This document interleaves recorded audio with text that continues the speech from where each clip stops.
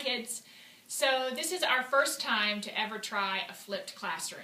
And I'm really excited about being able to teach you what you need to know before you come to school so that when you get here, you can start right away and be ready to go. So I told you I was going to be teaching you about writing.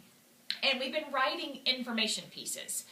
We've kind of put narrative writing aside for now, except for when we're free writing. And we're working on writing essays. So that's what we're going to be talking about a little bit today. The first thing, I want you to remember the chart that we made already, that our strategies for generating essay entries, how we take a subject like a person or a place or an object that matters to us, and we list ideas related to that subject. You guys have been doing a great job with that. In fact, some really good thinking, I think, has come out of that. I've enjoyed seeing what you're writing about and what you're thinking about.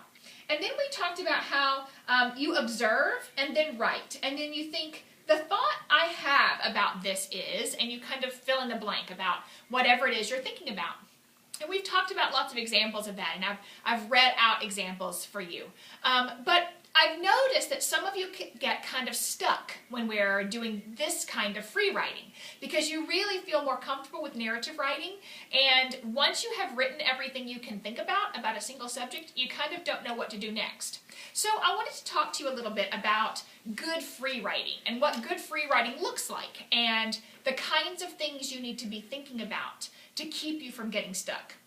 First of all, in good free writing, the writer writes freely, letting all of your thoughts come out. So today, when I was walking around, I asked one of my students, so what do you think about computers? And the student sat there and thought for a long time, instead of just writing the thoughts that come in your head. So what that student was doing was that student was thinking the thoughts and then deciding, no, not good enough. No, not good enough. No, I don't want to write that. Instead of free writing. When you free write, you just write whatever comes in your head without deciding whether it's good enough or not. You come back to that part later when you reread it another day and decide, okay, I don't like this part. Ooh, this part's really good. I'm going to steal this sentence and put it on a new page and start writing from there. So when you're free writing, let the thoughts come freely and put them down. Don't try to decide whether it's a good thought or a bad thought or good enough to write down or whatever. Just free write. Another thing is that the writer seems to try to make ideas that get better and better as you write longer. And I've seen that in some of you guys. You'll start off writing food. Everybody needs food. Food is good. Food is a funny word. Food makes me think of memories. And I notice that the more you write, sometimes your thoughts get deeper and deeper and deeper. Instead of being so superficial, they get really deep. Now, does that mean that I don't want you to put down the superficial thoughts? No, because you're free writing. Put down everything. And later, decide which ones you think are the really good thoughts and which ones are kind of surface.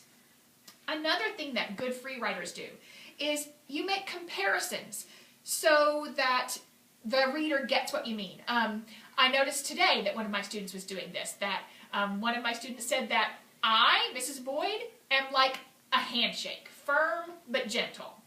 Do you see that connection? That's something I would never have thought of. Another one of my writers today was writing about how time is like a flute. And I'm interested to see how she makes time like a flute. So sometimes when you're free writing, you make connections to other things that you wouldn't think of in other circumstances. Sometimes you may look back at what you wrote and think, well, that was stupid, I'm going to cross that out. Don't do that. Because when you're free writing, you don't want to label something that you've written as good or bad yet. We'll do that later. What you're free writing, just get it out. Sometimes the writer will say the same big idea. Like, for example, I know someone wrote today about how beauty is a bully. Wow, what a cool thought. And sometimes you write that over and over in different ways to help yourself kind of flesh out what that might mean to you. How could beauty be a bully? Okay, beauty's a bully this way, and beauty's a bully this way, and you're trying to figure out how to write it the best. Sometimes you come up with new ideas, or sometimes when you're free writing, because you're writing one thing, you will suddenly think, oh, there's a question I have about that thing. And so you might write a question. All of these are characteristics of good free writing.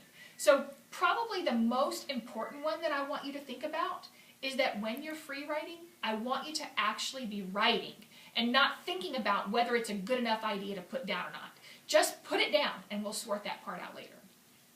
Okay, now that you know about free writing, I want to talk about kind of taking your thoughts to the next level. And we're going to call this pushing our thoughts. So you know how sometimes in class I really push you to think differently? You'll come up to me and ask me a question about how to do a math problem. And I don't just tell you how to do it. I ask you questions and lead you to figure it out. I'm pushing you to do the work yourself rather than letting me do it. So we're going to talk about ways to push our thinking. Oops. How can we push our thinking? Some of you have already got some great ideas down in your writer's workshop folder.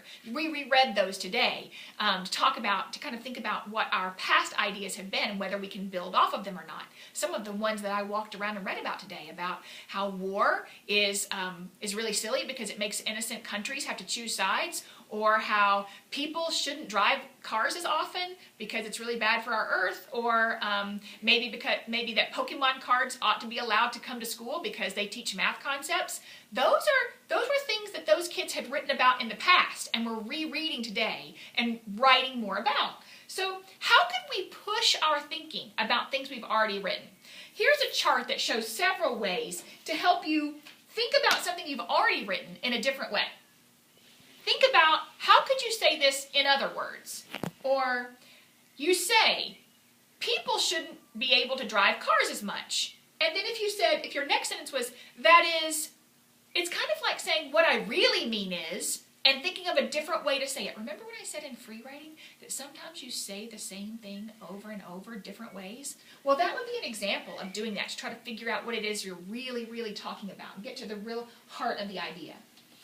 Another way to do that is to say the important thing about this is.